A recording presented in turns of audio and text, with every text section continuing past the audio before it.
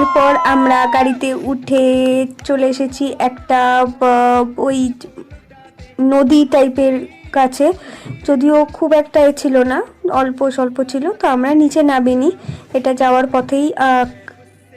তারপর আমরা ওখানেই একটুখানি ফটো এগুলো ক্লিক করে তারপর গাড়িতে উঠে একেবারে সোজা হোটেলে চলে গেছি। কারণটা হচ্ছে ড্রাইভারের একটু প্রবলেম ছিল পার্সোনাল, আর আমাদের ওই ওয়াটারফলের ওখানেই মানে সবচেয়ে বেশি হাইস্ট টাইম লেগে গেছে 2.5 ঘন্টা, মানে ওখানেই আমরা 2.5 ঘন্টা কাটিয়ে দিয়েছি সারা দিনের।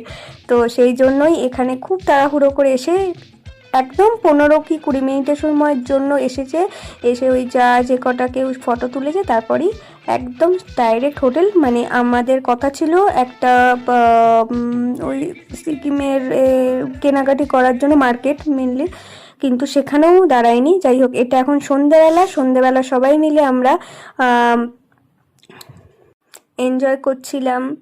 বারবিকিউ হচ্ছিল, আমি দোলনায় বসে মজা করছিলাম, ডান্স হচ্ছিল, সব মিলিয়ে খুবই মজা হয়েছে। আর যেহেতু এটা আমাদের আগের হোমস্টেগুলোর থেকে মানে এই হোমস্টেটা এই জায়গার স্পেসটা একটু আমরা ভালো পেয়েছি, তো আমরা খুব মজা করছিলাম।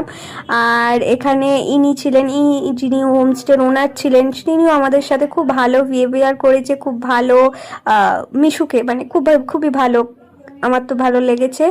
আর সবাই এখানে, আর এই দিনকে আমরা সবাই মিলে ডান্স করেছি। মানে তার আগে আমারও একটু শরীর খারাপ ছিল, সুভাষ দ্বারাও অনেক ডান্স করেনি, কিন্তু এই দিনকে আমরা সবাই মিলে ডান্স করছি, তাই এই দিনটা খুবই ভালো ছিল, খুবই ভালো কেটেছে আমাদের।